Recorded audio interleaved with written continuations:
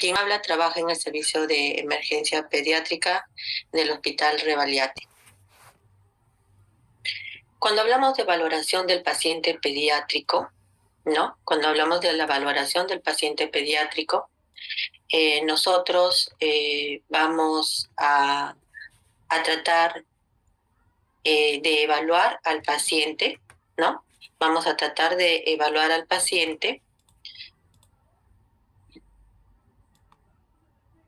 de la siguiente manera. Una vez que ingresa el paciente al servicio de emergencia pediátrica, el paciente ingresa por el servicio de emergencia pediátrica. Cuando ingresa por el servicio de emergencia pediátrica, nosotros vamos a observar al paciente desde el momento en que ingresa con la persona que lo acompaña, que puede ser la mamá, a veces puede ser el vecino, a veces puede ser la abuelita, otras veces es la profesora, ¿no?, quien lo acompaña. Entonces, nosotros vamos a evaluar a ese paciente apenas ingresa al servicio de la emergencia. Vamos a observarlo, cómo llega, si llega caminando, vamos a observar si está con distrés respiratorio, vamos a observar de repente está cianótico, ¿no? Entonces vamos a evaluarlo con la finalidad de evaluarlo a través del triángulo de evaluación pediátrica y determinar que este paciente realmente se encuentra desde el punto de vista de su estado fisiológico estable o no estable. Y esta evaluación es rápida, una evaluación que se realiza en 30 a 60 segundos, otros dicen de 20 a 60 segundos, pero la cosa es de que es una evaluación rápida. En esa evaluación rápida nosotros tenemos el triángulo de evaluación pediátrica. En el triángulo de evaluación pediátrica tiene 3 componentes: el componente apariencia, el componente respiratorio y el componente circulatorio. Con respecto a la apariencia, ¿qué vamos a evaluar nosotros en la apariencia en el paciente pediátrico? En el paciente pediátrico vamos a evaluar en la apariencia lo que corresponde al tono del paciente. Entonces, ¿cómo vamos a evaluar el tono? Si el paciente vemos que llega caminando, definitivamente el tono va a estar bien, ¿no? Porque si no, no podría caminar. Entonces, o puede ser que el paciente que está en los brazos de su mamá, ¿no? Comienza a levantar sus manitos.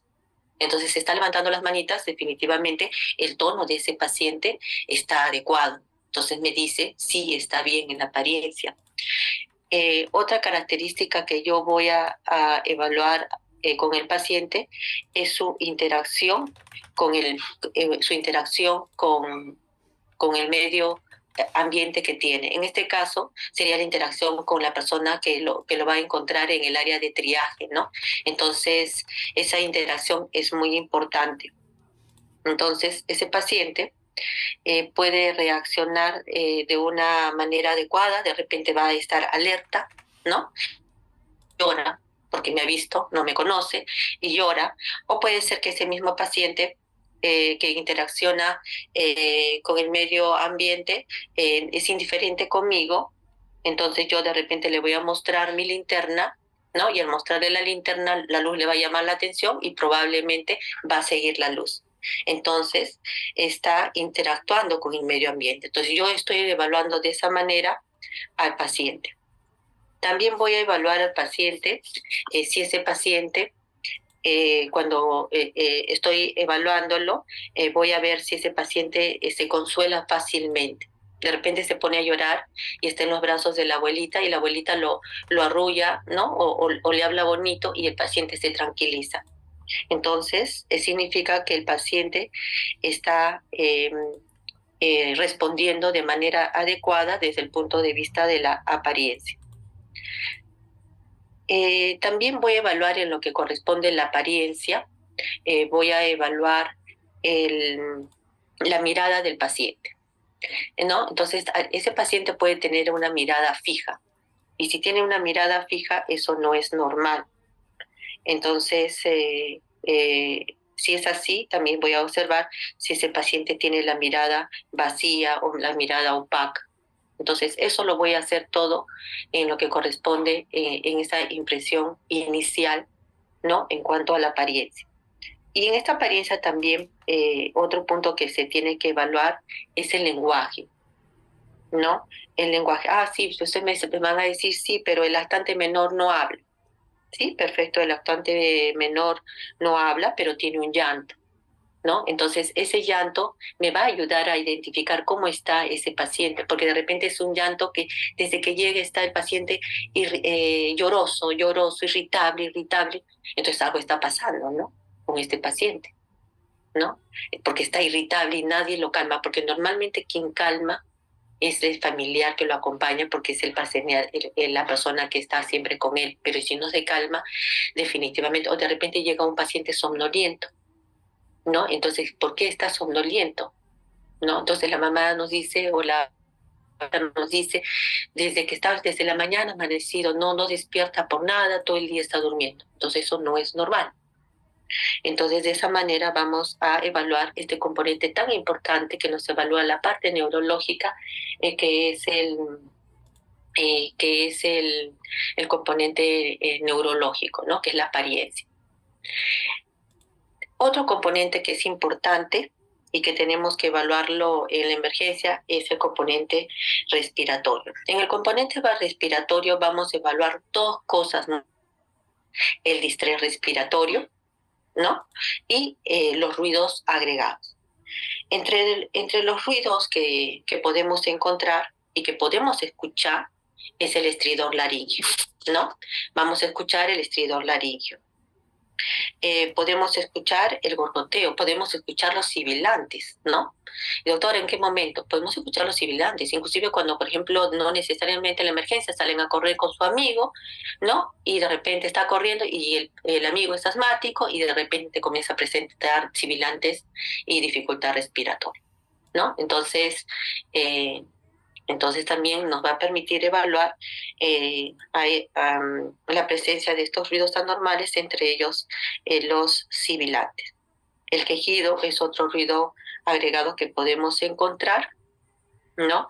Entonces, ¿cuándo encontramos nosotros quejido? Nosotros podemos encontrar quejido en aquel paciente, primero, el quejido, ¿por qué se produce, no? El quejido se produce eh, porque el paciente que está con dificultad respiratoria requiere maximizar el intercambio gaseoso. Y para poder maximizar el intercambio gaseoso, entonces se va a generar este quejido. Ahora, ¿qué pacientes tienen quejido? Pacientes, la neumonía tiene quejido. Si yo escucho a un paciente que está con dificultad respiratoria y llega a la emergencia y tiene quejido, yo puedo pensar que podría ser una neumonía. También hay quejido y que no necesariamente me va a decir que tiene un componente respiratorio, ¿no? Por ejemplo, el dolor me va a producir quejido, la fiebre, quejido. A veces ustedes van a encontrar en la emergencia pediátrica lactantes que están con quejido, le bajamos la temperatura y calmó el quejido, ¿no? Entonces, si bien el quejido puede decirme que hay un componente respiratorio patológico, que puede ser una neumonía, que puede ser un edema pulmonar, también podría encontrarlo no necesariamente asociada a una patología respiratoria como la fiebre, el dolor que hace un momento les he mencionado. También tenemos otros ruidos agregados que es el ronquido. El ronquido lo vamos a encontrar en aquel paciente que presenta una obstrucción parcial de la orofaringe o de la hipofaringe, ¿no? ¿Y por qué se va a producir esa obstrucción? Se va a producir por la presencia de la lengua o se va a producir por la presencia de los tejidos blandos de esa zona.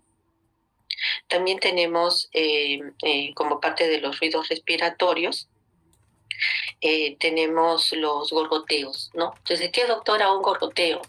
No sé si ustedes han escuchado en alguna oportunidad, pero el gorgoteo vienen a ser las secreciones, ¿no? Que van a generar las secreciones en la cavidad oral, van a generar ese sonido por la presencia, como si fuese un cuerpo extraño en la orofaringe, ¿no? Esas secreciones van a generar ese sonido de gorgoteo que lo encontramos a veces con frecuencia en el paciente pediátrico, ¿no? Le retiramos las secreciones y el paciente otra vez ya no encontramos ese sonido.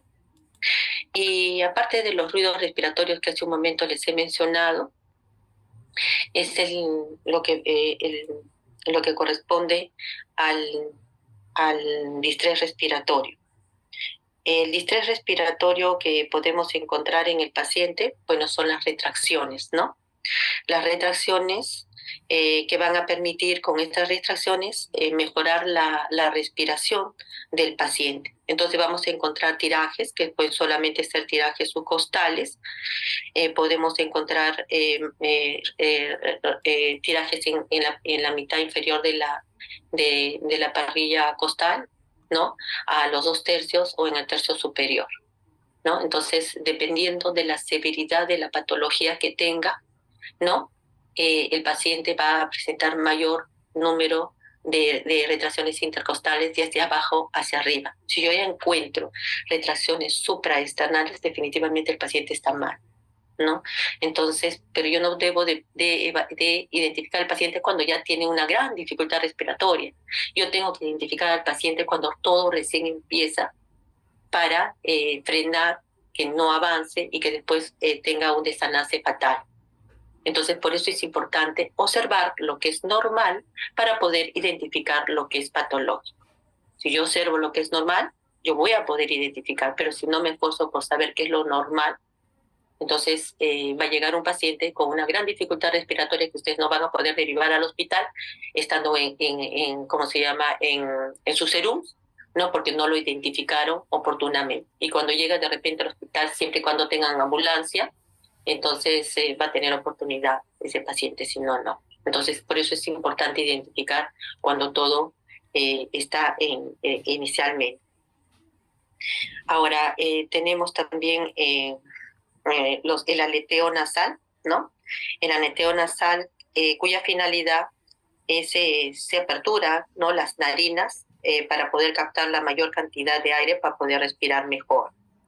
El cabeceo, no sé si ustedes han visto, pero es bastante frecuente en el paciente con dificultad respiratoria que es lactante, en que el paciente va a hiperextender el cuello para poder respirar mejor, ¿no? Y después va a respirar mejor y ustedes van a observar que o disminuye un poquito la frecuencia respiratoria o disminuye un poquito, de repente en el caso del seno, con esa hiperextensión que hace el paciente. Y si se cae hacia adelante ya sería un cabeceo, ¿no? Entonces esos son los ruidos más frecuentes que podemos encontrar cuando el paciente tiene distrés respiratorio. Otra cosa que tenemos que evaluar en el paciente es la circulación. En la circulación tenemos que evaluar el color de la piel. El color de la piel, cuando hay problemas de shock, ¿no? Vamos a encontrar que una manera de compensar va a ser produciéndose vasoconstricción. Y al producir vasoconstricción, si bien me va a mejorar la presión arterial, ¿no? El paciente va a presentar una disminución del flujo en esa zona y voy a encontrar la piel completamente pálida. Si la perfusión no mejora y más bien se sigue exacerbando, entonces ya voy a encontrar una piel moteada, ¿no? Marmoleada en ese paciente. Y si la perfusión no mejora y el oxígeno tampoco mejora, por lo tanto, entonces se va a volver la piel completamente cianótica. Entonces, eso es lo que yo, miren, solamente con la evaluación del triángulo, de evaluación de este triángulo de evaluación pediátrica, yo ya me imagino lo que puede pasar, entonces yo voy a intervenir oportunamente, ¿no? Entonces, evitar, pues, identificar a ese paciente cuando ya están los 3 lados alterados, ¿no? Yo voy a identificarlo con esos 2 lados alterados. Entonces, en este triángulo de evaluación pediátrica, que es una herramienta muy importante, Solamente yo voy a utilizar los sentidos. ¿Qué sentido? El sentido de la vista y el sentido de la audición. Voy a escuchar y voy a ver, voy a escuchar y voy a ver, ¿no? Y en una evaluación tan rápida de 20 o 30 segundos, yo voy a poder intervenir oportunamente a mi paciente. En cuanto a la apariencia, en la primera parte, que ya lo hemos mencionado, recordar esos 5 componentes, ¿no? Estos 5 componentes, el tono, el llanto, si se encuentra irritable, la mirada fija y si el paciente está hiperactivo. En la parte respiratoria, ¿no? Igual continuamos con el mismo sistema con respecto a la voy a mirar bien, voy a escuchar bien para poder identificar tanto los ruidos anormales como lo que corresponde a los signos de dificultad respiratoria. Ya no veo, hace mucho tiempo que no veo la posición de trípode, ¿no? No la veo la posición de trípode que antes la veíamos, ¿no? La veíamos cuando, por ejemplo, en los pacientes con fibrosis quística, ¿no? En las que no había el manejo que actualmente hay en el manejo de este tipo de pacientes. Veíamos cómo el paciente ponía su mano en la parte superior de la baranda de la cuna, ¿no? Y se sentaba ahí para poder respirar mejor. Ya no lo vemos, ¿no? Entonces, y todo eso, ¿no? Por las mejoras en cuanto al tratamiento y por la identificación temprana de los pacientes. Acá tenemos también este paciente, ¿no? Que está con también con dificultad respiratoria, tratando de ponerse en esa posición para poder respirar en esa posición de olfateo, ¿no? Acá ¿dónde está? Acá de olfateo, esta posición de olfateo para poder respirar mejor. Acá tenemos otro lactante, ¿no? Otro lactante en que está con signos de dificultad respiratoria, ¿no? Está con la boca abierta. Bueno, acá también tiene un pectum excavatum que va a exacerbar, ojo, que la deformación de la caja torácica, también nosotros tenemos que preguntar cuál es el basal de ese paciente. ¿Quién lo conoce mejor? La mamá, el papá o las personas que viven con ese niño. Entonces yo le tengo que preguntar, sobre todo cuando el pectum excavatum, porque hay pectum excavatum bastante marcados, cuál es su basal del niño, para que yo pueda, en base a ese basal, decir si se ha incrementado la frecuencia, ha desmejorado el paciente, ¿no? Pero yo tengo que preguntar a las personas que viven con el niño, ¿no? Las características de ese pectum excavatum. Normalmente, acuérdense, cuando hay distrés respiratorio, puede haber distrés respiratorio en el tercio inferior, en el tercio medio, en la parte superior y también retracción hacia la parte retroesternal, ¿no? Entonces, por eso es importante. ¿Ya? Importante, siempre quien va a ser nuestro mejor aliado, siempre va a ser el familiar, porque ellos lo conocen al paciente, nosotros no lo conocemos al paciente.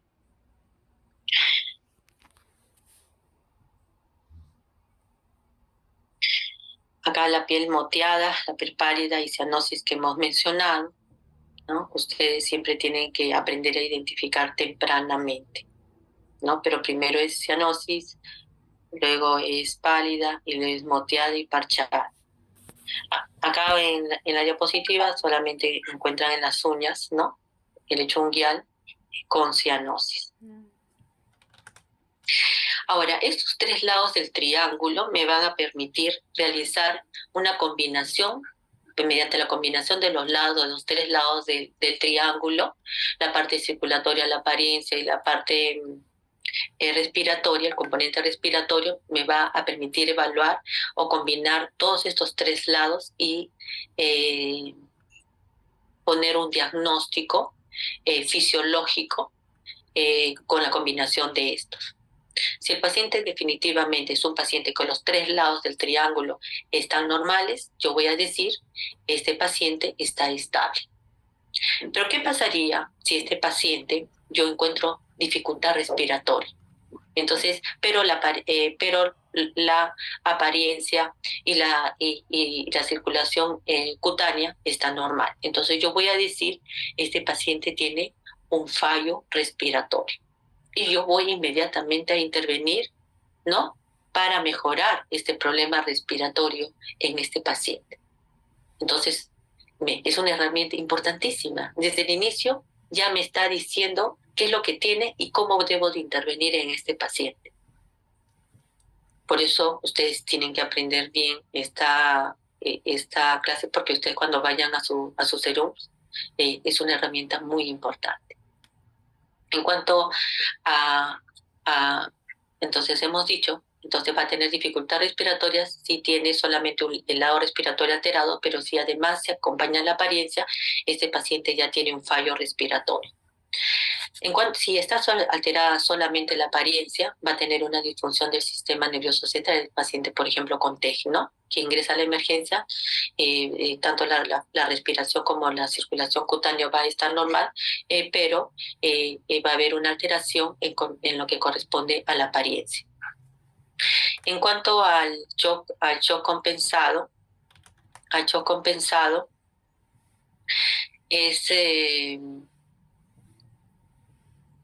es cuando el paciente tiene alterada la circulación, pero la apariencia y la respiración están normal. Ya cuando hagamos la clase teórica de shock, van a ver qué importancia es, cómo actúa y cómo explicamos esto. Con respecto a shock descompensado, este paciente la circulación va a estar anormal porque estamos hablando de shock, ¿no? De hecho, pero si la apariencia está alterada, entonces yo voy a decir es un shock descompensado. Y si tiene los tres lados, entonces este paciente es un shock, es un paciente que está con un fallo cardiorrespiratorio. Entonces definitivamente no vamos a permitir, ¿no?, que el paciente pues llegue a un fallo cardiorrespiratorio porque de repente ya no hay oportunidad de retorno. Entonces yo tengo que identificar al paciente apenas, que identificar desde el inicio si está estable, excelente, y si tiene solamente un solo componente alterado, su pronóstico va a ser mucho mejor si yo lo identifico en ese momento, no cuando ya los tres lados del triángulo están alterados y estoy hablando de un fallo cardiorrespiratorio. Eso no. Entonces, por eso es importante una adecuada aplicación. Ahora, nosotros tenemos una evaluación primaria, ¿no? En esta evaluación primaria hemos identificado y hemos actuado desde el inicio, ¿no? Identificado y actuado desde el inicio. Y después voy a proceder a evaluar en la vía aérea, ¿no?, la respiración, la circulación, la parte neurológica y lo que corresponde a la exposición.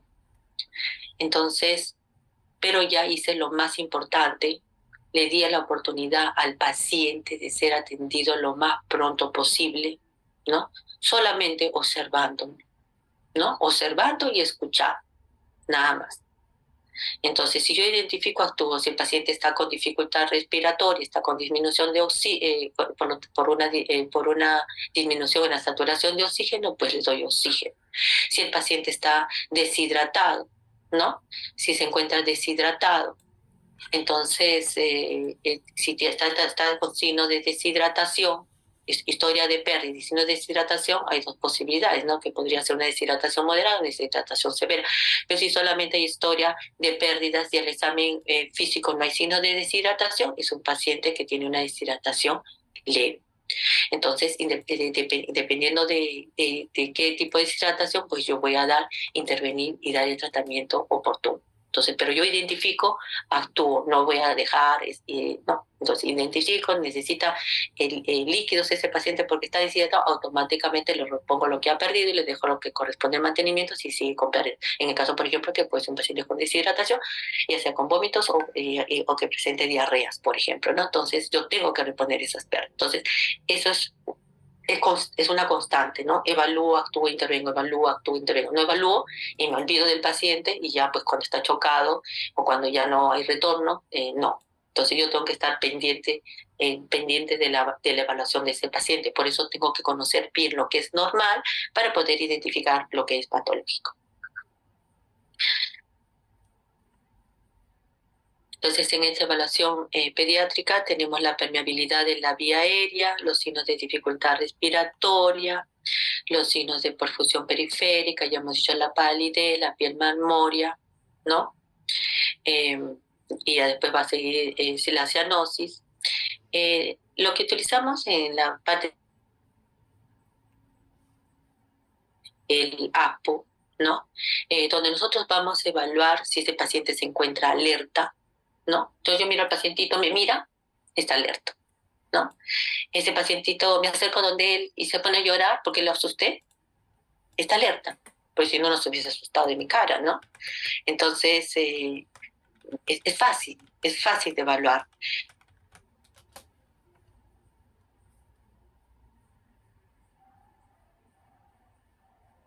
Dolor en ese pacientito, ¿no? Entonces yo voy a evaluar mi déficit neurológico evaluando el AP, ¿no?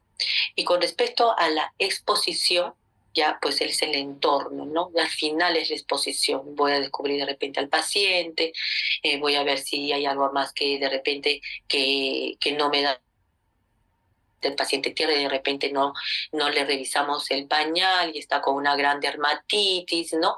Que se ha infectado, ¿no? O de repente es un paciente crónico, ¿no? Que nadie le revisó el pañal y de repente tiene una úlcera de cúbito. Entonces vamos a evaluar. Pero lo más importante es el ABC, ¿no? El ABC y, y evaluar al paciente en ese orden, ¿no? A, B, C, D y luego la exposición al final, que también es importante, pero primero aseguramos la vía aérea y aseguramos que no tenga dificultad respiratoria y que la perfusión del paciente esté adecuada. Eso es lo primero que tenemos que hacer, en ese orden, ¿no?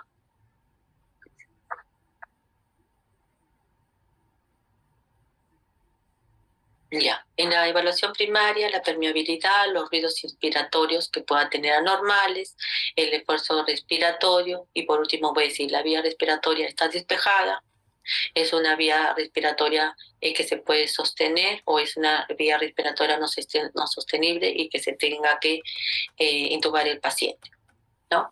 Eso es con respecto a la permeabilidad de la vía aérea. Con respecto de la evaluación pediátrica, con respecto a la parte respiratoria, nosotros vamos a ver si ese paciente tiene signos de dificultad respiratoria. ¿Qué signos vamos a encontrar? ¿No? Desde el inicio, desde que el paciente ingresa, ¿no? Vamos a ver si tiene la frecuencia respiratoria aumentada, por eso yo tengo que más o menos ver cuáles son las frecuencias respiratorias en los diferentes grupos etarios del paciente pediátrico y si está con trabajo respiratorio. Entonces yo voy a observar si el paciente tiene tiraje subcostal, subesternal e intercostal, yo voy a decir este paciente tiene una dificultad leve a moderada, una dificultad respiratoria leve a moderada. Pero si yo observo en ese paciente que las retracciones están a nivel supraclavicular, supraesternal, entonces ese paciente tiene signos de dificultad respiratoria grave y mi actitud tiene que ser diferente, ¿no? Tengo que activar a todo el equipo para poder intervenir oportunamente a ese paciente, aunque oportunamente ya no sería, porque yo debí haberlo identificado cuando estaba como leve, moderado subcostal y no permitir que avance hasta un nivel de retracciones supraclaviculares, supraesternales, no, si estuviese dentro de la emergencia, no voy a permitir. ¿No? Entonces, por eso es que hay una persona que siempre se queda en la sala, que es la enfermera, ¿no? Y por eso todo el equipo evalúa al paciente en los 3 turnos, mañana, tarde y noche, ¿no? Para evitar que el paciente que ingresa de repente con una dificultad respiratoria leve a moderada, pues pase a una severa, ¿no? Es decir, por lo menos lo evaluamos. A veces definitivamente el desenlace va a ser así, ¿no? A veces así evoluciona el paciente, pero nuestro deber es siempre identificar los signos cuando están menos severos, porque la oportunidad del paciente siempre va a ser mejor en ese momento. Y la percusión y la auscultación, ¿no? Y de acuerdo a eso se verá si el paciente va a necesitar un tratamiento de ventilación no invasiva, de repente voy a proceder a colocarle una máscara de reservorio, ¿no? A ese paciente. Si ya no mejora, y también con la utilización de gases arteriales, se verá de repente si el paciente tiene indicación ya de intubación, ¿no? Todo va a depender mucho del paciente. Y la parte circulatoria, en la evaluación pediátrica vamos a evaluar la frecuencia cardíaca, siempre los pulsos periféricos y centrales. Eso es una rutina en el paciente cuando evaluamos a los pacientes, los pulsos periféricos y centrales, cómo está la perfusión cutánea, ¿no? Ahora, la perfusión cutánea también hay que tener bastante cuidado cuando hace mucho frío, ¿no? Porque mientras más pequeño es el paciente puede haber vasoconstricción y no necesariamente es por déficit de volumen, sino de repente por la frialdad, ¿no? Y la frialdad del momento. Pero para eso tenemos que estar pendientes, pues, ¿no? Si vemos un paciente que está alerta, ¿no? Está alerta, pero está con la frialdad distal en las extremidades inferiores y de repente un poquito de llene capilar prolongado, pero es por el frío y más no porque entonces tengo que ver, por eso la evaluación es, no solamente veo una cosa, sino veo el conjunto del paciente, ¿no? El conjunto del paciente. Voy a cohibir la hemorragia, en el caso que el paciente tuviese hemorragia, voy a canalizar un acceso venoso. Justo hace unos días hemos tenido una conferencia con médicos del extranjero a través del SLEP donde pertenecemos, en emergencia pediátrica. Entonces, la canalización del acceso venoso, ¿no? A veces en otros países tienen una pistola, ¿no? Para la canalización. A veces cuando el paciente está muy deshidratado, es muy difícil proceder al acceso venoso, ¿no? Es difícil proceder al acceso venoso, entonces se tiene con esa pistola. Pero nosotros no tenemos, en el Rebagliati, siendo el hospital más grande del país, no tenemos pistolas para canalizar la vía intravenosa en el paciente que está con shock, ¿no? Porque a veces el personal de enfermería, hasta que son expertas, porque realmente cuántos pacientes al día canalizan vía y durante varios años, entonces definitivamente tienen una experiencia para canalizar, pero a veces por el estado del paciente, ya porque es un desnutrido y asociado a problemas de volumen severo que están en shock, entonces ese paciente es difícil canalizar la vía. Entonces se utiliza la canalización con la vía intraósea con una aguja gruesa, ¿no? Y realmente no hemos tenido ninguna complicaciones ni de infecciones colocándolo, pero se tiene que colocar de la manera adecuada. Y una vez que ya el paciente se estabilice, se le retira, ¿no? Entonces, eso es desde el punto de vista de la circulación. Y desde el punto de vista de la perfusión, ¿sí?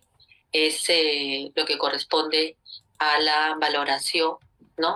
Ya hemos dicho con el APU, la valoración no con la escala de Glasgow, que tiene más variables y a veces nos olvidamos, ¿no? En cambio acá lo más frecuente es preguntarle si está alerta, no sé si nos responde o no nos responde, si responde al dolor o no responde. Entonces es más fácil de valorarlo que con los 3 parámetros que tienen las escalas de Glasgow, que es más difícil hacerlo, ¿no? Entonces en la emergencia tenemos que hacer cosas más prácticas que den resultados, pero que a la larga siempre se beneficie el paciente, ¿no? Es diferente cuando ya el paciente es un paciente tequeado y que necesitamos hacer una evaluación mucho más fina, entonces vamos a utilizar la escala de Glasgow. No olvidarnos que todo paciente con problema neurológico tenemos que ver el diámetro pupilar, ¿no? Y si están simétricas o no están simétricas, obligatoriamente, ¿no? Obligatoriamente. Y por último, la exposición, ¿no? Generalmente aquel paciente que llega, pues, que no se que no que no es de su casa, sino que de repente pudiese venir del campo o de cualquier otro lugar en la que podría haber algún tipo de exposición. Entonces ahí generalmente se desviste para ver si se encuentran lesiones, o en el caso de un accidente de tránsito, siempre y cuando no tenga lesiones en cuanto a la vía respiratoria o que esté protegida, ¿no? Para buscar laceraciones. Entonces, eso es con respecto a la evaluación pediátrica. El paciente no es que va a venir solamente con problemas respiratorios, sino viene con problemas respiratorios, cardiorrespiratorios mixtos, ¿no? Nunca tenemos un paciente que viene una cosa, sino es un paciente que es en su conjunto, y por eso tenemos que aprender a evaluar todo en conjunto en el paciente, ¿no? Ser sistemático, ¿no? Son cosas puntuales. A veces no tenemos que aprender el vaporeto, sino más que todo relacionar los signos, los síntomas, la fisiología y la fisiopatología, ¿no? Y lo entendemos, y creo que toda la vida nos vamos a acordar de lo que hemos aprendido en los primeros años, ¿no? Pero entendiendo. Si no lo entendemos, es más difícil. La evaluación secundaria en la parte pediátrica es lo que nosotros conocemos como antecedentes en la evolución tradicional, ¿no? De la historia clínica. Y estos tenemos la mnemotécnica del sampling. S, que es signos y síntomas. A, que son alergias. 3, que son medicamentos, ¿no? La P, que son patologías previas. Siempre la última comida. Nunca olvidarse de la última comida, porque sí se puede aspirar el paciente. Entonces siempre tenemos que preguntar a la mamá cuándo ha sido la última vez que el paciente ha presentado, que ha lactado, sobre todo el trastorno del sensorio. ¿Por qué? Porque si no se puede aspirar. Entonces preferí en ese paciente canalizarla a una sonda, ¿no? En el paciente grave se le coloca la sonda porque para evitar esas complicaciones y cualquier otro evento que pueda tener el paciente. Y la exploración física siempre debe ser sistemática, ¿no? Tenemos que aprender a ser bastante observadores, ¿no? Y también definitivamente la experiencia es importante, ¿no? La experiencia es importante, se va labrando poco a poco, año tras año, a medida que vamos envejeciendo. Y la evaluación terciaria. En la evaluación terciaria tenemos las pruebas complementarias, el diagnóstico etiológico y el tratamiento específico. Nuestras pruebas complementarias son los exámenes auxiliares. En la parte pediátrica, la mayoría de las infecciones son virales, ¿no? Algunas son bacterianas. Y les digo virales porque tenemos ya pacientes con vacunas, ¿no? Que antes no teníamos, ¿no? O teníamos menos, ahora ya no vemos, por ejemplo, neumonías bacterianas por neumococo, por amófilo, que antes veíamos. Ahora vemos bastantes neumonías, los chicos que están yendo a la Revaliati, por la cantidad de pacientes han visto, pacientes con bronconeumonías con sibilantes, ¿no? O sea, o son virales, o son por micoplasma, ¿no? Pero ya ese paciente escolar que venía con una neumonía por neumococo ya no la tenemos, por amófilos lactante tampoco ya no tenemos. Entonces esa es la ventaja de la ciencia, ¿no? Y de los gobiernos, además de enfatizar la aplicación de las vacunas en los pacientes. Entonces, pero ya no tenemos esa patología, pero hay excepciones, ¿no? Hay personas que son aún bastante escépticos a la utilización de vacunas o que no tienen acceso a las mismas, ¿no? Hay pueblos muy alejados, ¿no? Entonces ahí sí se podría complementar, ¿no? Utilizar los exámenes auxiliares que sean solamente necesarios. No vamos a pedir una batería de exámenes en los pacientes, ¿no? Porque a veces pedir mucho desde el inicio nos puede hacer que nosotros indiquemos medicamentos que realmente no necesita el paciente, ¿no? El diagnóstico etiológico y el tratamiento específico es parte de la evaluación de estas herramientas de la evaluación primaria, secundaria y terciaria. Acá, solamente para que recordemos los ruidos en los pacientes jamás, bueno, no sé qué pasa, no, bueno, pero ustedes seguro que van a poder encontrar el video porque el video está en la web, ¿no? Les voy a mandar el link ¿no? Bueno, pero ¿qué es importante? Es decir, es importante que vean los videos de las diferentes dificultades respiratorias y de los sonidos, ¿no? Para que aprendan a identificar qué es un sibilante, qué es un estridor laringio, ¿no? Y definitivamente, cuando yo ya tengo estos pacientes con dificultad respiratoria, no pueden llegar pues hacia la emergencia.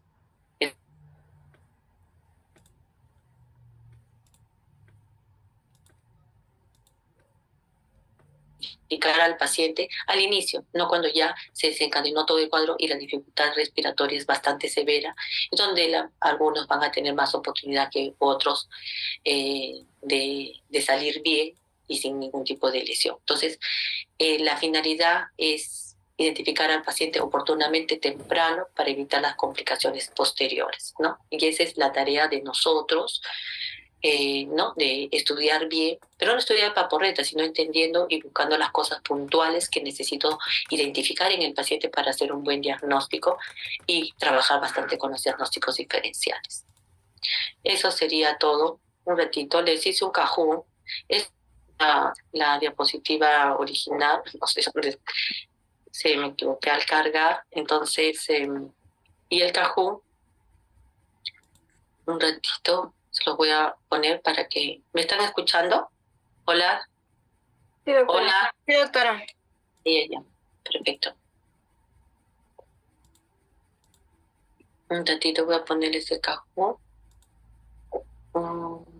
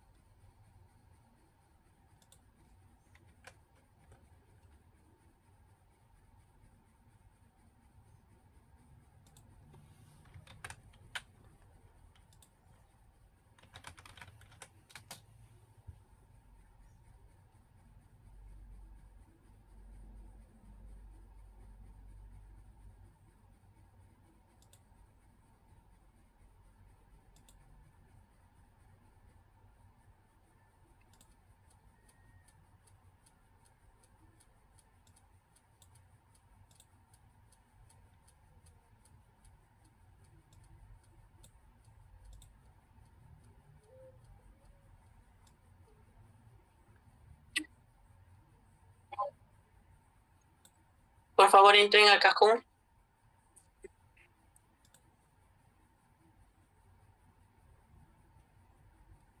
Ingresen. ¿A dónde, doctora? Les estoy mostrando. Digo, No se ve, doctora.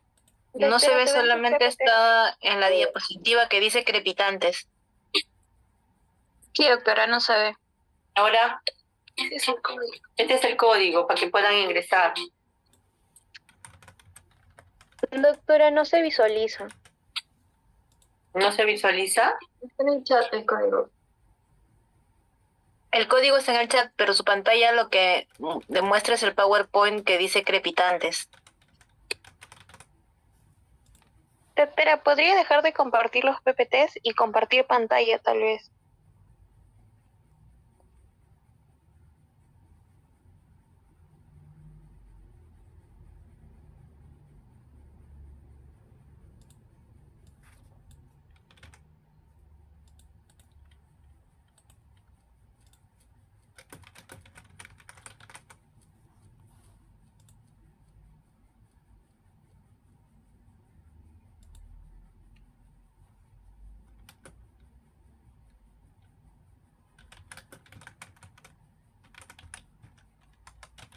Doctora, no se puede ingresar porque dice que ya está, yendo el límite de participantes.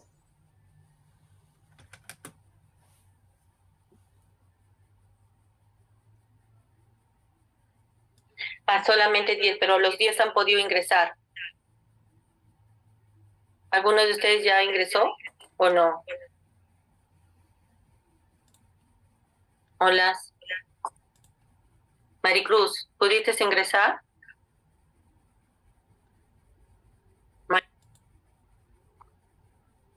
¿Algunos de ustedes que pudieron entrar al Cajú? Doctora, ¿No? yo pude, pero me ha sacado, me ha salido como que, o sea, es como que reconectando, una cosa así. Ya no me deja ahorita. Sí, doctora, yo también pude, pero me aparece que dice, te has desconectado, estamos tratando de reconectarte. Sí, lo mismo, ¿no? Sí, No sé. carga cada 5 segundos, doctora, pero no me sacó. Sí, Pero ahora intenten nuevamente